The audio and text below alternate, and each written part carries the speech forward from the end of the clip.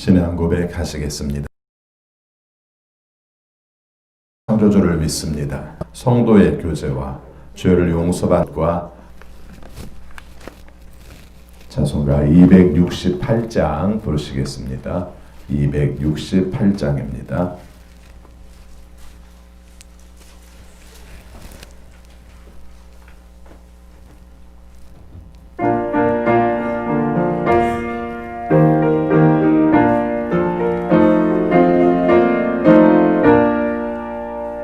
죄에서 자유를 얻게 하는 보혈의 능력, 죄의 보혈, 시험을 이기고 승리하니 참 놀라운 능력이로다. 주의 보혈 능력이 또다. 주의 피 믿음, 주의 보혈 그 어린 양의 매우 귀중한 피로다. 육체의 정욕을 이기림은 보혈의 능력, 주의 보혈, 정결한 마음을 얻게 하니 참 놀라운 능력이로다. 주의 보혈 능력이 또다. 주의 피 믿음, 주의 보혈 그 어린 양의 매우 귀중한 피로다. 눈보다 더이게 맑히는 것 보혈의 능력, 주의 보혈 부정한 모든 것 맑히시니 참 놀라운 능력이로다. 주의 보혈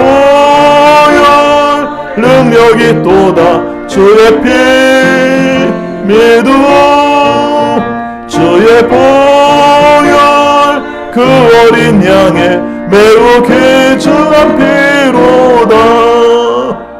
구주의 복음을 전할 제목 보혈의 능력, 주의 보혈 날마다 나에게 찬송 주니 참 놀라운 능력이로다. 주의 보혈 능력이 또다. 주의 피 믿음, 주의 보혈 그 어린 양의 매우 귀중한 피로다. 아멘. 하나님 말씀 예레미야 32장 36절입니다.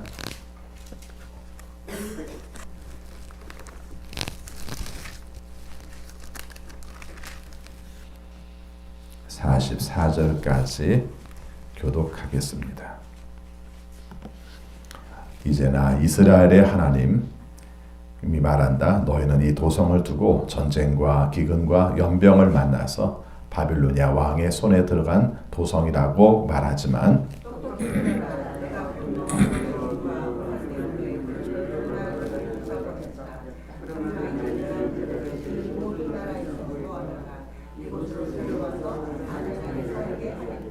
그러면 그들이 나의 백성이 되고 나는 그들의 하나님이 될 것이다.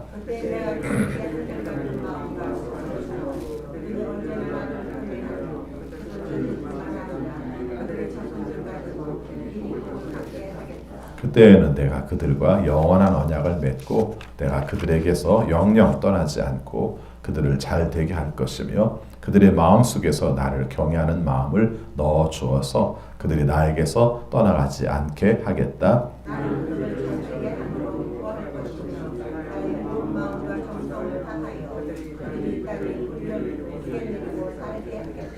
나 주가 말한다. 내가 이 백성에게 이토록 큰 모든 재앙이 미치게 하였으나 이제 내가 이에 못지않게 그들에게 약속한 모든 복을 베풀어 주겠다.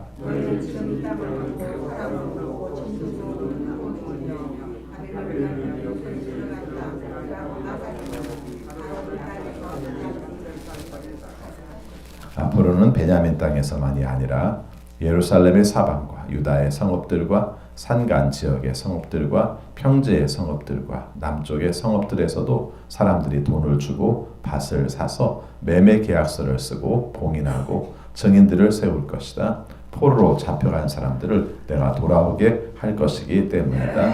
나 주의 말이다. 아멘. 오늘도 주님의 말씀에 순종하심으로 형통하는 우리 모두가 되시기를 축원합니다. 예레미야 말씀을 읽으면 이런 생각이 듭니다. 우리가 왜 망해? 이렇게 말하면 하나님께서는 망해 이렇게 말씀을 하시고요. 우리는 다 끝장났어. 바빌로니아가 아니 늘 그래서 뭔가 이렇게 반대됩니다. 망한다는 거야, 안 망한다는 거야. 내용을 설명하면 이렇게 말합니다. 이스라엘 백성들은 망합니다. 그래서 바빌로니아의 포로로 끌려갑니다. 그런데 완전히 망하는 게 아닙니다. 그 과정을 통해서 그들이 깨닫고 돌이켜서 돌아오게 하시는데 이 과정을 통해서 하나님께서 이 백성들을 새로운 존재로 만드십니다. 이게 정답입니다. 왜 제가 이 말씀을 먼저 드리냐면은 예레미야는 굉장히 내용이 길어요. 그런다가 내용이 반복돼요. 그래서 지금 어디쯤 와 있어? 라고 생각해서 보면은 또 그 얘기예요. 그래서 이게 말씀이 좀 어려운 백성들은 망한다. 안 망하려면 잘해. 이것도 아니에요. 망해요. 망합니다. 바빌로니아의 포로 있습니다만은 한 30년 전만 해도요. 저 수색 그다음에 저쪽 위로 올라가서 뭐 이제 포천, 연천 쪽이죠. 이쪽으로 이렇게 통일로 쪽으로 이렇게 오는 쪽들은 땅값이 안 올랐어요. 안 되는 겁니다. 전쟁이 나면은 집문서든지 의미가 있어요, 없어요? 없습니다. 더군다나 포로로 끌려가면 무슨 의미가 있겠습니까? 전에 들으니까 그런 얘기가 나오더라고요. 해방되면 요즘 통일에 대한 이야기들이 또 이제 잠잠해지니까 그런 얘기들이 없어지는데 막 통일이 될 것처럼 분위기들이 그러면은 가끔씩 솔솔 나오는 이야기 중에 하나가 있지 않습니까? 근데 보통 때는 못해요. 왜요? 아무리 얘기가 무슨 의미가 있습니까? 우리가 그쪽 가서 재판을 걸어 쓰는 것도 아니고 땅에 가는 것은 평화의 시기, 전쟁이 없는 시기, 남의 나라에 포로로 끌려가지 않은 시기, 이때에 관한 이야기인 거죠.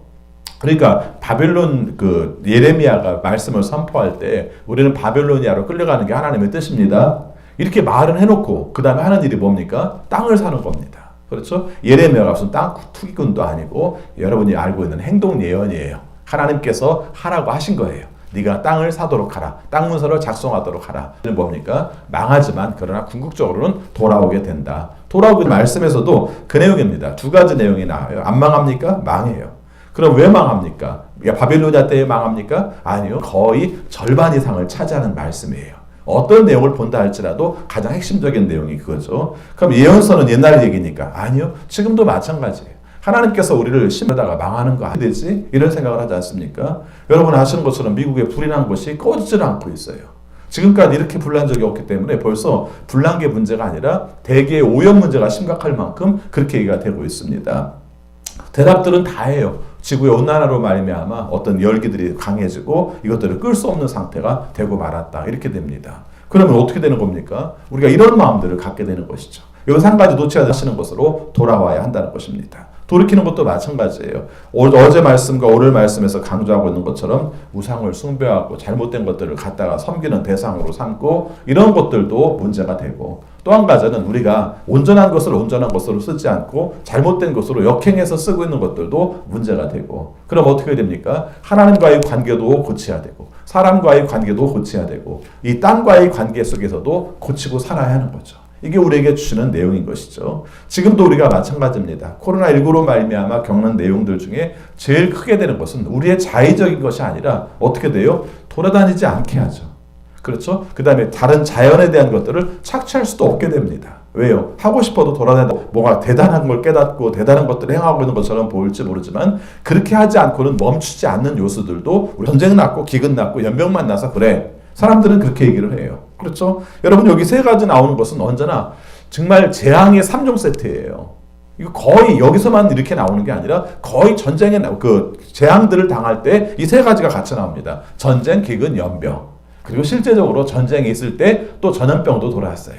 그 다음에 전쟁에 있을 때 기근도 돌았던 것이고요. 그래서 이것으로 말미암아 우리가 손을 써볼 수 없는 상태가 되면 어떻게 됩니까? 더 강한 나라, 뭔가 가지고 있는 나라, 통치할 수 있는 나라가 모든 것들을 그렇게 차지하게 될 것이야. 이렇게 사람들은 말하는 거죠. 근데 하나님은 말씀하십니다. 아니, 내가 화가 나서 그래. 이렇게 말씀하시는 거죠. 37절 같이 있습니다. 똑똑히 들어라. 버렸다. 36절에서 말한 내용을 하나님께서 뒤집으시면서 아니, 바벨론 때문에 그런 게 아니야. 내가 화가 났고, 내가 분노했고, 내가 정말 너희들을 볼 때마다 속이 터져서 내가 너희들을 내쫓은 거야. 이렇게 말씀하셨어요. 그리고 나서 그렇지만 하나님의 생각은 다르다는 겁니다. 자, 이 37절 중간에 그러나 같이 있습니다. 그러나 이제 내가 그들을 이 모든 나라에서 모아다가 이곳으로 데려와서 안전하게 살게 하겠다. 38절입니다. 그러면 그들이 나의 백성이 되고 나는 그들의 하나님이 될 것이다.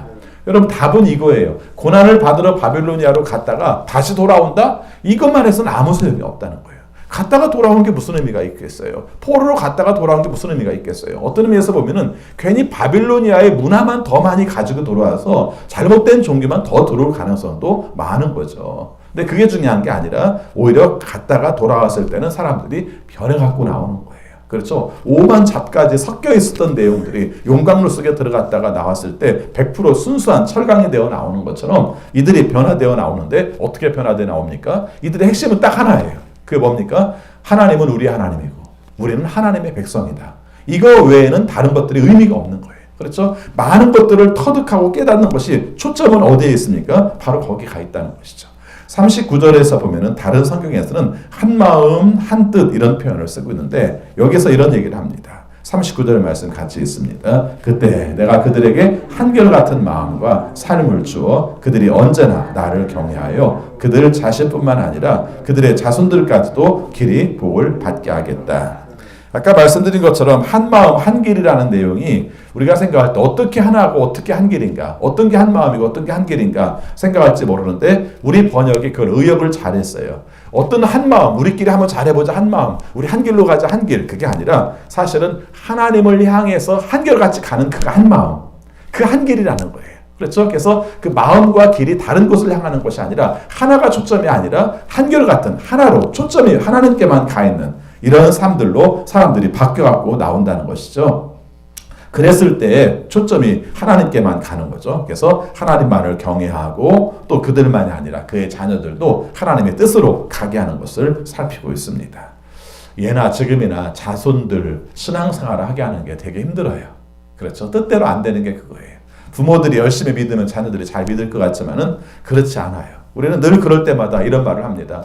우리는 매 맞아가면서도 신앙생활 했는데 이것들은 환경이 좋은데도 가라고 그냥 등을 떠밀어서 가라는데도 왜 이렇게 안 가?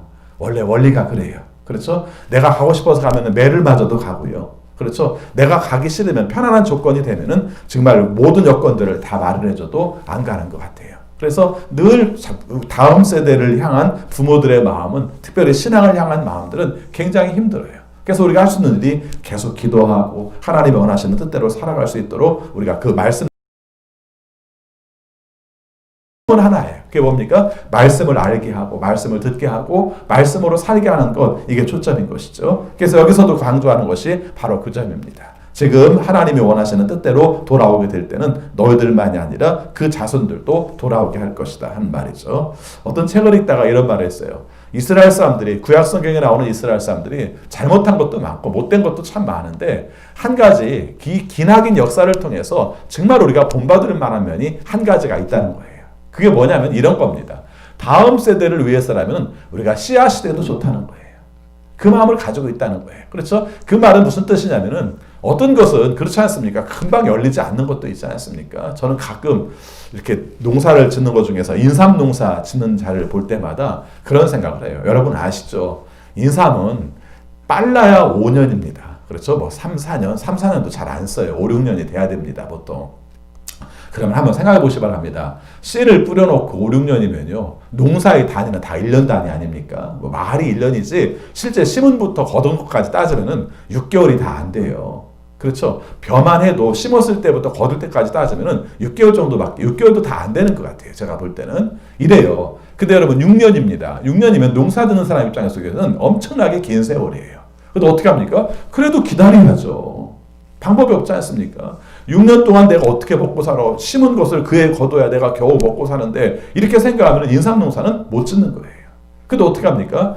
힘들지만 그 다음에도 힘들지만 그 다음에도 힘들지만 그 시간이 거친 다음에야 나오는 거죠. 여러분 농사의 원리가 그렇습니다만은 심기만 하면 끝나는 겁니까? 아니요. 심어놓고 나서 계속해서 관리를 해야 되는 손길들이 필요한 것이죠. 그렇게 되면 어떻게 됩니까? 또 비용이 들어가는 거예요. 그런 줄 알면서도 그 역할들을 감당하는 것이죠. 조금 전에 말씀드렸던 이스라엘 사람들의 큰 장점, 나는 씨앗이 돼도 좋다. 그래서 내가 뭐 꽃을 피운다든가 열매를 맺는다는 것은 내 당대 안 이루어질 수도 있다는 거죠. 그러나 내가 씨를 심으면 언젠가는 우리 자손의 대에 가서 꽃도 피고 열매도 맺을 것이고 그로 말미암아 거둘 때가 있을 거야. 이런 마음들을 가지고 살았다는 거예요. 이게 어떻게 이루어질 수 있었을까요? 여러분 아시는 것처럼 이집트의 노예로 산 세월을 봅니까? 그 다음에 바벨론의 포로로 산 세월을 경험하니까 그 다음 깨닫게 된 거예요. 그래서 내 때에 아무것도 얻지 못한다 할지라도 다음 세대는 깨달을 수 있어. 이거 하나만이라도 심어주면 어떻게 돼요? 내가 거두지 못한 것에 대한 흥분을 하지 않고 다음 세대들이 거둘 수 있는 것들에 대한 우리가 의미를 가지고 살아갈 수 있는 것이죠. 저는 그 신앙을 좀 본받았으면 좋겠어요. 내가 다 거두지 못한다 할지라도 다음 세대는 내가 심은 것으로 말미암아 거둘 수 있어. 그럼 내가 심은 게 헛것입니까? 아니요. 꽃 피우지 못하고 열매 맺지 못한다 할지라도 그 다음 거둘 것을 생각하면서 열심히 씨를 뿌릴 수 있는 것이죠. 씨 뿌리는 게 그래요. 그렇죠? 우리의 삶 속에서 심은 대로 모든 것을 다 거두는 건 아니에요. 그 중에서 어떤 것은 버려지기도 하고 어떤 것은 거둬지기도 하는데 그래도 씨를 뿌리는 의미는 가지고 살아야죠. 그래서 하나님께서 말씀하십니다. 떠나지 않겠다고 말씀하시죠. 40절 41절 같이 있습니다. 그때에는 내가 그들과 영원한 언약을 맺고 내가 그들에게서 영영 떠나지 않고 그들을 잘되게 할 것이며 그들의 마음속에 나를 경외하는 마음을 넣어 주어서 그들이 나에게서 떠나가지 않게 하겠다. 나는 그들을 잘되게 함으로 기뻐할 것이며 나의 온 마음과 정성을 다하여 그들이 이 땅에 뿌리를 굳게 내리고 살게 하겠다. 우리가 잘 되는 걸 하나님이 기뻐하세요. 근데 지금 이 말씀을 하는 시점은 어때요? 나라는 망해가고 있는 시점인 것이죠. 그러니까 우리가 이게 되게 받아들이기 어려워요. 이게 옳은가 저게 그른가 이걸 계속 살피는 것이 그렇게 쉬운 건 아니에요. 그렇죠? 뭔가 자꾸 안 돼가고 있는데 잘 된다라고 말하는 게 희망 고문처럼 느껴질 때도 있다는 거죠. 근데 그게 아니라 하나님께서는 오히려 어려운 시기를 거친 다음에 거기서 회복시키심으로 말미암아 하나님을 잘 섬기는 사람이 되게 하여서 하나님이 원하시는 뜻대로 형통하게 하신다. 답이 있어요. 답이. 그냥 우리가 많은 것을 거둔다. 이건 답이 아니에요. 변화되어서 고쳐져서 새로워져서 하나님을 섬기는 사람이 되어서 그렇게 온전한 것이 바로 하나님께서 원하시는 회복의 방법이다 하는 것입니다.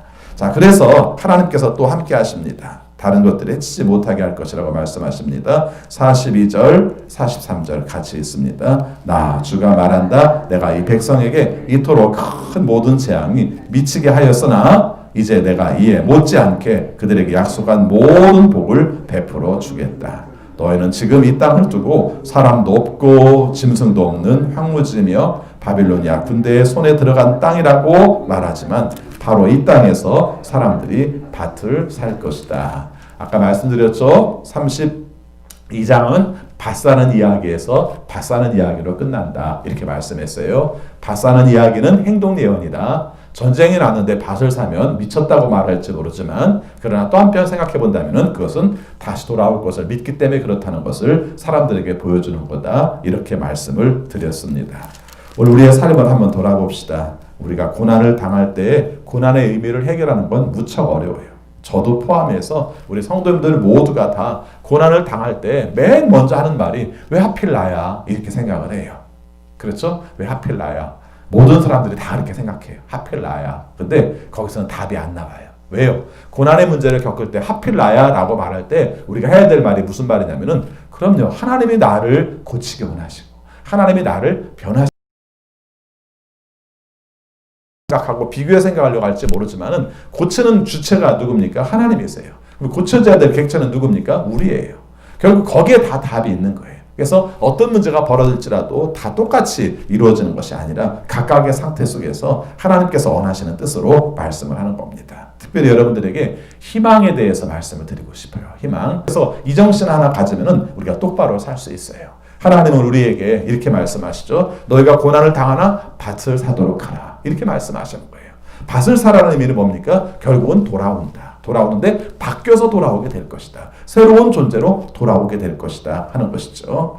여러분, 성경에서 말하는 모든 문제는 돌아오는데 옛날의 모습으로 돌아오는 건 하나도 없어요.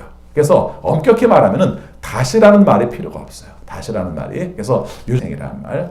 왜 신생이라는 말을 많이 썼겠는가 생각해 보니까 다시가 아니에요. 다시가 아니라 새로운 존재로 태어나는 거예요. 새로운 존재로. 그래서 고난을 당해서 가면은 바빌로니아의 포로로 끌려갔다 오면은 다시 돌아왔네? 예, 다시 돌아온 건 맞아요. 그러나 정신적 의미, 신앙적 의미 속에서는 다시 돌아온 게 아니라 새롭게 하나님 옛날로 돌아가서 건강하게 하여 주십시오. 아니요, 그런 내용이 아니라 하나님께서 원하시는 존재로 바꿔주십시오. 새로운 존재로 바꿔주십시오 하는 것이죠. 우리는 늘 마음속에서 옛날처럼 건강했으면 좋겠다 그렇게 말할지 모르지만 하나님께서 변화시켜진 존재로 사는 게 의미가 있고 그게 우리가 감당해야 될 자세라는 것을 말하고 있습니다. 제일 중요한 게 뭘까요? 하나님을 사랑하는 겁니다. 그리고 하나님의 뜻대로 사는 겁니다. 이게 하나님께서 바꾸기 원하시는 가장 중요한 모습이다 하는 것이죠. 그래서 오늘도 이 말씀을 통해서 하나님을 사랑하고 하나님대로 살아. 아버지 하나님, 저희들을 사랑하셔서 오늘도 하루 시작하게 하심을 진심으로 감사합니다.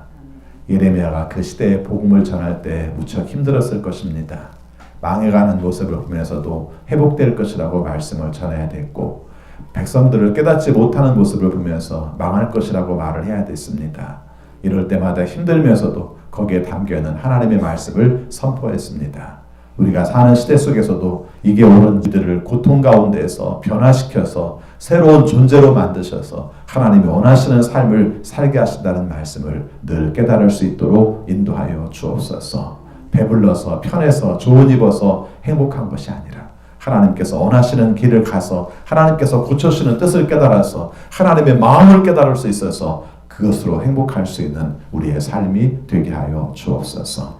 코로나19로 말미암아 겪는 어려움을 주님 포함한 모든 사람들이 헛되이 이 시간들을 보내지 않게 하여 주옵시고 하나님의 뜻을 깨달아서 하나님이 원하시는 모습으로 주시는 의미를 깨달을 수 있는 우리를 잘 감당하게 하셔서 우리가 회복의 시간들이 빨리 올 수 있도록 도와주옵소서. 하나님, 경제적인 어려움들도 큽니다.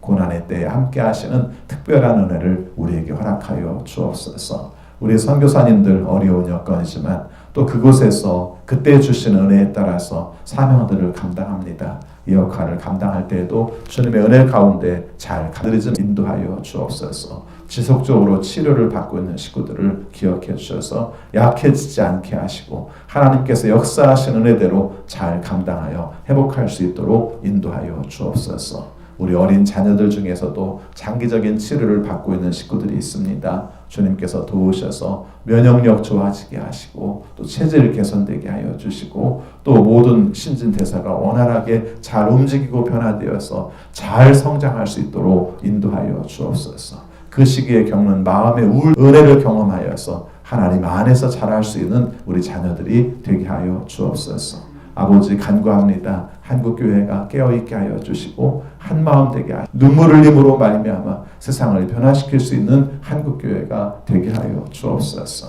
우리에게 맡겨주신 사명을 잘 감당할 수 있도록 도와주셔서 하나님의 뜻을 이루게 하여 주옵소서. 아버지, 우리 교회 임직식을 앞두고 있습니다. 여러 상황으로 인하여 몇 번 변경했는데 이번에 잘 감당할 수 있도록 주여 도와주옵소서. 아버지 앞에 간구합니다. 우리나라를 기억하여 주옵소서. 대통령을 비롯한 모든 지도자들이 주님이 주시는 지혜로 감당하게 하시고 분별력 있는 판단을 할 수 있도록 인도하여 주옵소서. 지금이 위기인 것을 깨달아서 국민들의 눈물을 읽을 수 있고 미래의 방향을 정할 수 있어서 하나님이 원하시는 뜻대로 통치할 수 있도록 인도하여 주옵소서. 또 주님의 은혜 가운데 살아갑니다. 오늘 가는 길들이 만나는 사람들이 주님께서 주신 역할을 따라 주께 영광 되게 하여 주옵소서. 오랜 기간 동안 교회에 나오지 못하고 집에서 예배를 드리고 있습니다. 우리들의 신앙이 약해지지 않게 하여 주옵시고 마음만은 하나님께 더 가까이 나갈 수 있는 우리 모두